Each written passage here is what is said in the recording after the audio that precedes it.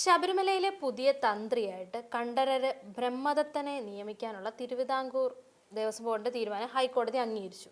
പക്ഷേ ഈ അംഗീകാരത്തിനൊപ്പം തന്നെ കോടതി തന്നെ ചില ഉപദേശങ്ങളും ചില മാർഗനിർദ്ദേശങ്ങളും കൂടെ കൊടുക്കുന്നുണ്ട്.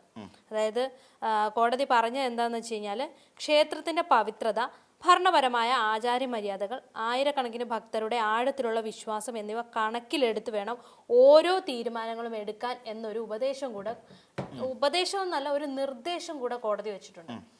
അപ്പൊ എന്തുകൊണ്ടായിരിക്കും ഇങ്ങനെ ഒരു കോടതിക്ക് വരെ ഇങ്ങനെ പറയേണ്ടി വന്നത്?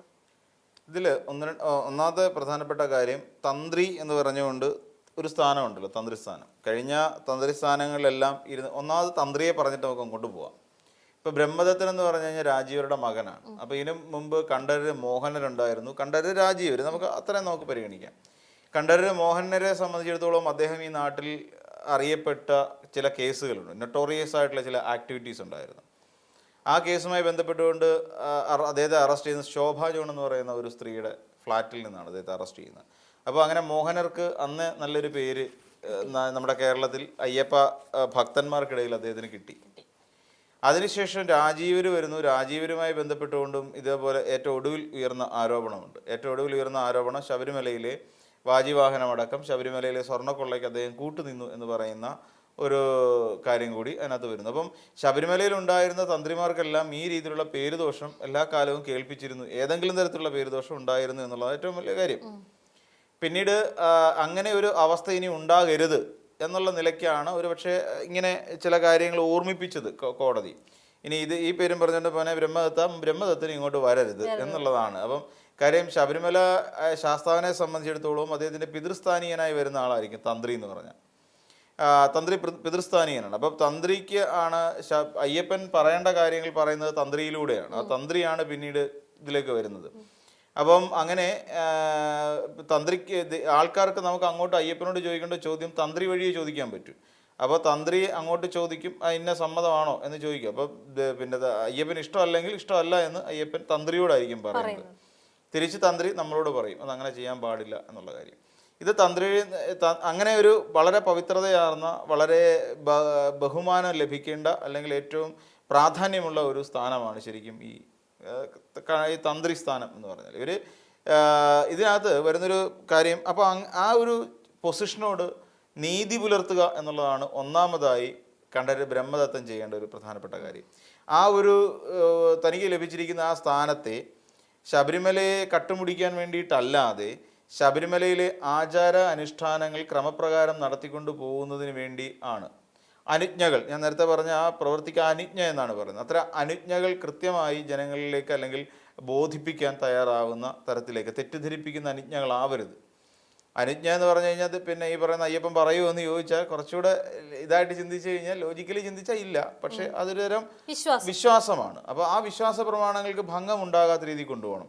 ഇപ്പോൾ കണ്ഠരര് രാജീവരെ സംബന്ധിച്ചിടത്തോളം അദ്ദേഹം ഈ പറയുന്ന ശബരിമല വിശ്വാസ പ്രമാണങ്ങൾക്ക് ഭംഗമുണ്ടാക്കിയ ഒരു തന്ത്രിയാണ് എന്ന് പറയേണ്ടി വരും അദ്ദേഹത്തെ എല്ലാം കൊണ്ടും. അപ്പോൾ അതുകൊണ്ട് തന്നെ അത്തരത്തിലുള്ള ചില കാര്യങ്ങൾ തന്ത്രി മനസ്സിലാക്കേണ്ടതുണ്ട് എന്നുള്ള പറയുകയാണ്. പിന്നെ വരുന്നത് ആചാര അനുഷ്ഠാനങ്ങളുമായി ബന്ധപ്പെട്ടുകൊണ്ടാണ്. പ്രതിഷ്ഠയുടെ ഇത് കാത്തു സൂക്ഷിക്കണം, മഹത്വം കാത്തു സൂക്ഷിക്കണം എന്നുള്ളതാണ്. എന്തുകൊണ്ടായിരിക്കാം അങ്ങനെ ഹൈക്കോടതി പറഞ്ഞിട്ടുള്ളത് എന്ന് ചോദിച്ചു കഴിഞ്ഞാൽ, ഒന്നാമത്തെ കാര്യം, സുപ്രീം കോടതിയുടെ ഉത്തരവ് 2018 ഇറങ്ങിയത് ഇപ്പോഴും നിലവിലുണ്ട് എന്നുള്ളതാണ് വസ്തുതാപരമായൊരു കാര്യം. അതായത് യുവതീ പ്രവേശനം നമ്മുടെ ശബരിമലയിൽ നടത്താം എന്ന് പറഞ്ഞുകൊണ്ട് അന്ന് സുപ്രീം കോടതി ഉത്തരവിട്ട ആ ഒരു ഉത്തരവ് ഇതുവരെ ക്യാൻസൽ ആയിട്ടില്ല, അല്ലെങ്കിൽ അത് ഉത്തരവ് തിരുത്തി ആചാരാനുഷ്ഠാനങ്ങളുമായിട്ട് മുന്നോട്ട് പോകാം എന്ന് പറയുന്ന ഒരു രീതി ഇതുവരെ ശബരിമലയിൽ ഉണ്ടായിട്ടില്ല എന്നുള്ളതാണ് എൻ്റെ ഒരു അറിവ്. അപ്പം നിലവിൽ ആ ഒരു ഉത്തരവ് സുപ്രീം കോടതിയിൽ നിന്ന് നിലനിൽക്കുന്നുണ്ട്. അപ്പോൾ ആ ഉത്തരവിൻ്റെ മറ പറ്റുമ്പോഴും അല്ലെങ്കിൽ ആ ഉത്തരവ് നിലനിൽക്കുന്ന സാഹചര്യത്തിൽ പോലും ശബരിമലയുമായി ബന്ധപ്പെട്ടുകൊണ്ട് അതിൻ്റേതായ ചില വിശ്വാസ പ്രമാണങ്ങളുണ്ട്. അതായത് യുവതികൾ പ്രവേശിക്കാൻ പാടില്ല. എന്തുകൊണ്ടാണ് എന്ന് ചോദിച്ചു കഴിഞ്ഞാൽ ആചാരമര്യാദ കൊണ്ടാണ്, അല്ല ആചാരപരമായ ചില പ്രത്യേകതകൾ കൊണ്ടാണ് ശബരിമലയിലേക്ക് യുവതികൾക്ക് പ്രവേശിക്കാൻ പാടില്ല എന്ന് പറയുന്ന നിയമമായി നിലനിൽക്കുന്നത്. അപ്പോൾ അതിന് ഭംഗമുണ്ടാകാൻ പാടില്ല എന്നുള്ളതാണ്. എന്നാൽ അതിന് ഭംഗമുണ്ടാകാതെ ആ പ്രതിഷ്ഠയുടെ ഇഷ്ടമനുസരിച്ച്, ഞാൻ പറഞ്ഞില്ല അനുജ്ഞ എന്ന് പറയുന്ന സംഭവം, അതൊക്കെ അനുസരിച്ചിട്ട് വേണം മുന്നോട്ട് പോകാൻ എന്ന് പറയുന്ന ഏറ്റവും നല്ല ഉപദേശമാണ് കൊടുത്തിരിക്കുന്നത്. അപ്പോൾ ഇനിയും വരാൻ പോകുന്ന ഒരു പൊളിറ്റിക്കലായിട്ടുള്ള ഒരു പ്രധാനപ്പെട്ട പ്രശ്നം ഇത് എങ്ങനെ അല്ലെങ്കിൽ ഇത് നാളെ ഇതൊരു വലിയ വിഷയമായി അല്ലെങ്കിൽ ഈ പറയുന്ന യുവതീ പ്രവേശനം നാളെ വലിയൊരു വിഷയമായി മാറുമോ എന്നുള്ളത് നമ്മുടെ ഒരു മുന്നിൽ നിൽക്കുന്ന ഒരു വലിയ ചോദ്യമാണ് പുതിയ തന്ത്രി വരുമ്പോഴൊക്കെ. തന്നെയുമല്ല ഇനിയും ക്ഷേത്രവുമായി ബന്ധപ്പെട്ടുകൊണ്ട് നടക്കുന്ന കൊള്ള ഇപ്പോൾ അന്വേഷിച്ചുകൊണ്ടിരിക്കുന്നു. ആ അന്വേഷണം മുന്നോട്ട് പോയിക്കൊണ്ടിരിക്കുന്നു. ചിലരൊക്കെ ആ അന്വേഷണവുമായി ബന്ധപ്പെട്ട് അറസ്റ്റിലായിട്ടുണ്ട്. ചിലരൊക്കെ കേസിൽപ്പെട്ട് ഇദ്ദേഹത്തിൻ്റെ പിതാവടക്കം ജയിലിൽ കിടന്നിട്ടുണ്ട്. അപ്പോൾ അങ്ങനെയുള്ള ഒരുപാട് കാര്യങ്ങളുണ്ട്. അപ്പം ഇങ്ങനെ വരുന്ന സാഹചര്യത്തിൽ ഇതിനെയെല്ലാം മറികടന്നുകൊണ്ട് ശബരിമലയോട് തീർത്ത് നീതിപൂർവമായ അല്ലെങ്കിൽ നീതിയുക്തമായ നീക്കത്തിലൂടെ ശബരിമല എന്ന് പറയുന്ന ആചാര കേന്ദ്രത്തെ മുന്നോട്ട് അല്ലെങ്കിൽ ക്ഷേത്രത്തെ മുന്നോട്ട് കൊണ്ടുപോകണം എന്നുള്ളതാണ് തന്ത്രിക്ക് നൽകിയിരിക്കുന്ന ഉപദേശം. അപ്പോൾ ഇതെല്ലാം അതിനകത്ത് ഉൾച്ചേർന്ന് വരുമെന്ന് ഈ പറയുന്ന ഒന്ന് യുവതീ പ്രവേശനമാണ് ഏറ്റവും പ്രധാനമായി വരുന്നത്. പക്ഷേ ഒന്ന് ആലോചിച്ച് നോക്കിക്കഴിഞ്ഞാൽ സത്യത്തിൽ നമ്മുടെ നാട്ടിൽ യുവതീ പ്രവേശനത്തെ നമ്മൾ അംഗീകരിക്കുമ്പോൾ സുപ്രീം കോടതിയുടെ ഒരു വലിയ ഉത്തരവിനെ നമ്മൾ ലംഘിക്കുകയാണ്. നമ്മൾ ആചാര സംരക്ഷണം എന്ന് പറയുമ്പോൾ ഒരു നിയമലംഘനമാണ് നമ്മൾ നടത്തിക്കൊണ്ടിരുന്നത് സത്യം പറഞ്ഞാൽ. അത് പിന്നെ ഇവിടെ എന്തെല്ലാം പുകില ഉണ്ടായെന്ന് ആലോചിച്ച് നോക്കിയുള്ളൂ. ഇവിടെ ശബരിമലയുമായി ബന്ധപ്പെട്ടുകൊണ്ട് നമ്മൾ നോക്കിക്കഴിഞ്ഞാൽ ഒരുപാട് പുകിലുകൾ സംഭവിച്ചു. ഇവിടെ വലിയ കലാപ സമാനമായ അന്തരീക്ഷം സൃഷ്ടിക്കപ്പെട്ടു. കലുഷിതമായ പ്രശ്നങ്ങളുണ്ടായി.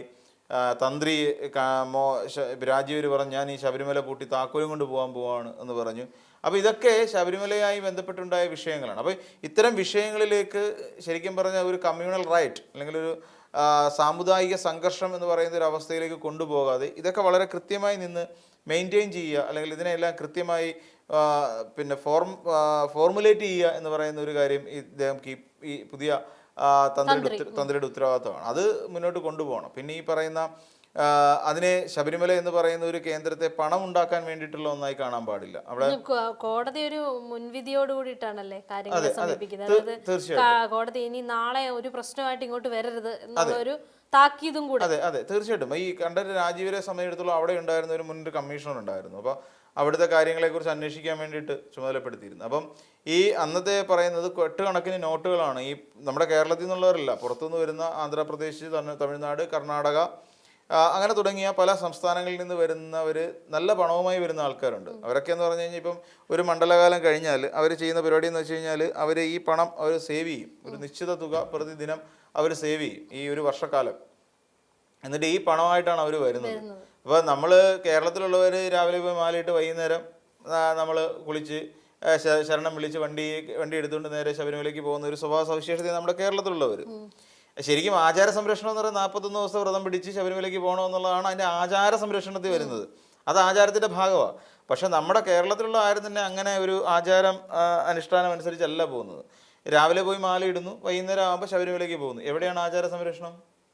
നമ്മുടെ മന്ത്രിമാർ പണ്ട് ഏറ്റവും വലിയ വിവാദം ഉണ്ടായൊരു കാര്യമാണ്. ശബരിമലയിൽ രമേശ് ചെന്നിത്തല സന്ദർശനം നടത്തി. എന്നിട്ട് പറഞ്ഞു ആചാരത്തെ സംരക്ഷിക്കണമെന്ന് പറഞ്ഞു. രമേശ് ചെന്നിത്തല ക്ലീൻ ഷേവൺ ഫേസുമായിട്ടല്ല നമ്മൾ എപ്പോഴെങ്കിലും കണ്ടുണ്ടോ? രമേശ് ചെന്നിത്തല നരച്ച താടിയൊക്കെ വെച്ചിട്ട് നമ്മൾ കണ്ടിട്ടില്ല. ശബരിമലയിൽ പോകുമ്പോഴും അദ്ദേഹത്തിന് നരച്ച താടി ഉണ്ടാവാറില്ല, അല്ല താടി ഉണ്ടാവാറില്ല. കാരണം എന്താ, അദ്ദേഹം ഷേവ് ചെയ്തിട്ട് ഒന്നുകിൽ രാവിലെ മാല ഇടുന്നു, വൈകുന്നേരം പോകുന്നു. അവർക്ക് VIP പാസ് ആണല്ലോ. അപ്പോഴും അവരങ്ങനെയാണ് പോയിക്കൊണ്ടിരിക്കുന്നത്. അപ്പോൾ ഇരുമുടിക്കെട്ടുമായിട്ട് പോകുന്ന കാര്യമാണ് ഞാൻ പറയുന്നത്. അല്ല ശബരിമലയിൽ ഇപ്പോൾ അത് കോർഡിനേറ്റ് ചെയ്യാൻ വേണ്ടി മന്ത്രിമാർക്ക് പോകുന്ന VN വാസവനൊക്കെ പോകുന്ന പോലെ ഒന്നും അല്ല ഞാൻ ഉദ്ദേശിക്കുന്നത്. അപ്പം ശബരിമലയിലേക്ക് 41 ദിവസം വ്രതം പിടിക്കണം. നമ്മളുടെ കൂട്ടത്തിൽ ആചാരം സംരക്ഷിക്കുക എന്ന് പറയുന്നത് 41 ദിവസം വ്രതം പിടിക്കുന്ന എത്ര പേരുണ്ട് നമ്മുടെ കേരളത്തിൽ? ആചാര സംരക്ഷണത്തിന് വേണ്ടിയിട്ട് മുറവിളി കൂട്ടിയിട്ടുള്ള ആൾക്കാരിൽ എത്ര പേരുണ്ടാവും 41 ദിവസം കൃത്യമായി വ്രതം പിടിച്ച് ശബരിമലയ്ക്ക് പോകുന്നവർ? എനിക്ക് തോന്നുന്നില്ല അങ്ങനെയുണ്ടെന്ന്. അപ്പോൾ അവർക്കൊന്നും അത് ആചാരമായി തോന്നുന്നില്ലേ ശബരിമലയിൽ പോകുന്ന ഒരു രീതി? വ്രതം പിടിക്കൽ, വ്രതം നോൽക്കൽ എന്ന് പറഞ്ഞു കഴിഞ്ഞാൽ അതൊരു ആചാരമല്ലേ? അതെ. അപ്പോൾ ആ ആചാരത്തിൽ പോലും നമുക്ക് വെള്ളം കലർത്തേണ്ടി വരുന്നു എന്നുള്ളതാണ് വസ്തുത. അപ്പം ശബരിമലയെ സംബന്ധിച്ചിടത്തോളം അങ്ങനെ ചില വ്യവസ്ഥകളുള്ളപ്പോൾ പോലും നമ്മൾ അതൊന്നും പാലിക്കാറില്ല. പക്ഷേ പുറത്തു നിന്നുള്ള ആൾക്കാർ അത് ചെയ്യും കേട്ടോ. 41 ദിവസം അവർ വ്രതം പിടിച്ച് തന്നെയാണ് ശബരിമലയ്ക്ക് അവർ മലയൗട്ടാനായിട്ട് വരുന്നത്. അപ്പോൾ അങ്ങനെയുള്ള ആളുകൾ ചിലപ്പോൾ കൊണ്ടുവരുന്ന കോടിക്കണക്കിന് ലക്ഷക്കണക്കിന് രൂപയായിട്ട് ശബരിമലയിലേക്ക് വരും. ശബരിമലയിലേക്ക് വരുന്ന സമയത്ത് അന്ന് അദ്ദേഹം പറഞ്ഞത്, അന്നത്തെ ഒരു പോലീസ് ഉദ്യോഗസ്ഥൻ പറഞ്ഞത്, തന്ത്രിയെ കാണാൻ വേണ്ടിയിട്ട് അപ്പോൾ അവിടെ കിട്ടുന്ന ചരടുകൾ പോലും, ചരട്, ലോക്കറ്റുകൾ, ഇങ്ങനെയുള്ള സാധനങ്ങളൊക്കെ തന്ത്രി തൊട്ടാൽ അത് ദൈവം തൊട്ടതുപോലെയാണ്. അതായത് ഭഗവാൻ തൊട്ടതുപോലെയാണ് തന്ത്രി തൊട്ട് കഴിഞ്ഞാൽ. അപ്പോൾ അങ്ങനെ തന്ത്രിയുടെ കയ്യിൽ നിന്ന് വാങ്ങുക എന്ന് പറഞ്ഞാൽ അതൊരു വലിയ സംഭവമാണ്. അപ്പോൾ അവിടെ നിന്നൊരു ചരട് കിട്ടി തന്ത്രി കെട്ടിക്കൊടുക്കുക എന്ന് പറഞ്ഞാൽ ദൈവസമാനനാണ്, അതായത് ദൈവതുല്യനാണ് തന്ത്രി.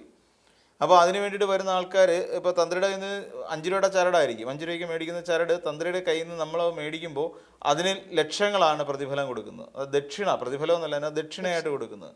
ചിലപ്പോൾ 5 രൂപയുടെ ചരട് കെട്ടി കൊടുക്കുന്നതിന് 1 ലക്ഷം രൂപയായിരിക്കും ദക്ഷിണ കൊടുക്കുന്നത്. അപ്പോൾ കെട്ടുകണക്കിന് നോട്ട് തന്ത്രിയുടെ മുന്നിലേക്ക് വെച്ചു കൊടുക്കാറുണ്ടായിരുന്നു. അപ്പോൾ ആ രീതിയിൽ പോലും പണം ഉണ്ടാക്കാൻ കഴിയുന്ന ഒരു ഏറ്റവും വലിയ മേഖലയാണ് തന്ത്രി എന്ന് പറഞ്ഞാൽ. അതിന് പറ്റിയൊരു സ്പേസാണ് തന്ത്രി ആവുക എന്ന് പറയുന്നത്. തന്ത്രി, മേൽശാന്തി, ഇതൊക്കെ എല്ലാം അങ്ങനെ തന്നെയാണ്. ഇവരൊക്കെ അയ്യപ്പനെ തൊടുന്ന ആൾക്കാരാണ്. അതുകൊണ്ടാണല്ലോ BJPയിലെ വലിയ നേതാവായ പിന്നെ നമ്മുടെ സുരേഷ് ഗോപി ഒരു ദിവസം പറഞ്ഞത്, എനിക്ക് പിന്നെ പൂണൂലിട്ട വർഗത്തിൽ ജനിക്കാനാണ് എനിക്ക് ആഗ്രഹം എന്ന് പറഞ്ഞു. എന്താ കാരണം എന്താണെന്ന് ചോദിച്ചാൽ, എനിക്ക് അയ്യപ്പനെ തഴുകണം, തലോടണം, ഉമ്മ വെക്കണം എന്നൊക്കെ പറഞ്ഞായിരുന്നു, കെട്ടിപ്പിടിക്കണം അയ്യപ്പനെ എന്നൊക്കെ പറഞ്ഞ ഒരാളാണ് സുരേഷ് ഗോപി. അതുകൊണ്ടാണ് പറഞ്ഞത്. അത്രത്തോളം വൈശിഷ്ട്യം അല്ലെങ്കിൽ വിശിഷ്ടമായ ഒരു സ്ഥാനം തന്ത്രിക്ക് എപ്പോഴും ഉണ്ട്. അപ്പം എന്നാൽ തന്ത്രികൾ അത്തരത്തിൽ തങ്ങൾക്ക് കിട്ടുന്ന ആ ഒരു വിശിഷ്ടമായ ആ സ്ഥാനത്തെ മാനിക്കുന്നുണ്ടോ എന്ന് ചോദിച്ചു കഴിഞ്ഞാൽ, മോഹനരെ അടക്കമുള്ള, രാജീവരടക്കമുള്ളവരെ നമ്മൾ പരിശോധിക്കുമ്പോൾ അങ്ങനെ ഒരു ഒന്നില്ല എന്ന് നമുക്ക് പറയേണ്ടി വരും. അവർക്ക് അങ്ങനെ ഒരു ചിന്താഗതി ഇല്ല എന്ന് പറയേണ്ടി വരും. ഞങ്ങൾക്ക് അത് പരിപാലിക്കപ്പെടണം എന്നൊരു തോട്ടൊന്നുമില്ല. അപ്പം അത് ആചാരനിഷ്ഠ അനുസരിച്ചും ആചാരക്രമം അനുസരിച്ചും ഒക്കെ മുന്നോട്ട് പോകേണ്ട ഒരു കാര്യമാണ്. പിന്നെ ഇത് പറഞ്ഞതിൻ്റെ ഒരു പ്രധാനപ്പെട്ട കാര്യം, സർക്കാരുകൾ ഇതിനകത്ത് അനാവശ്യമായി രാഷ്ട്രീയമായി ഇടപെടാൻ പാടില്ല എന്ന് പറയുന്നൊരു ധ്വനിപ്പിക്കൽ കൂടി ഹൈക്കോടതിയുടെ ഭാഗത്തു നിന്നുണ്ടായി എന്ന് നമുക്ക് വേണം കരുതാൻ. അതായത് സർക്കാർ ഇപ്പോൾ കഴിഞ്ഞ ഇടത് സർക്കാരിന് ഒരു വാശിയുണ്ടായിരുന്നു എന്നാണ് പൊതുവെയുള്ള വെയ്പ്പ്, ശബരിമലയിൽ സ്ത്രീകളെ കയറ്റണം എന്ന് വാശിയുണ്ടായിരുന്നു എന്നുള്ളത്. പക്ഷേ ഒരു സർക്കാരിൻ്റെ രീതി അനുസരിച്ചാണ് ചെയ്തത്. ഇപ്പം സുപ്രീം കോടതി പറയുന്നു യുവതികൾക്ക് പ്രവേശനമുണ്ട് എന്ന് സംസ്ഥാന സർക്കാർ സുപ്രീം കോടതി പറയുമ്പോൾ അത് നടപ്പിലാക്കുക എന്ന് പറഞ്ഞു കഴിഞ്ഞാൽ അവിടുത്തെ സർക്കാരിൻ്റെ ചുമതലയാണ്. അപ്പോൾ അതിനനുസരിച്ച് സർക്കാരിന് പ്രവർത്തിച്ചേ പറ്റൂ. അല്ലാതെ സർക്കാരിന് യുവതികളെ കൊണ്ടുവന്ന് ശബരിമല പ്രത്യേക അജണ്ട അതിന്റെ പിന്നിലൊന്നുമില്ല. ഇനിയിപ്പോൾ അത്തരത്തിലുള്ള അജണ്ടകളുമായി ആരെങ്കിലും വന്നു കഴിഞ്ഞാൽ ആ ആചാരത്തിനനുസരിച്ചും പ്രതിഷ്ഠയുടെ താല്പര്യം, ദൈവത്തിൻ്റെ താല്പര്യം അനുസരിച്ചും തന്നെ വേണം മുന്നോട്ട് പോകാനെന്ന് പറയുന്ന വളരെ നല്ലൊരു ഒരു നിർദ്ദേശമാണ് പുതിയ നമ്മുടെ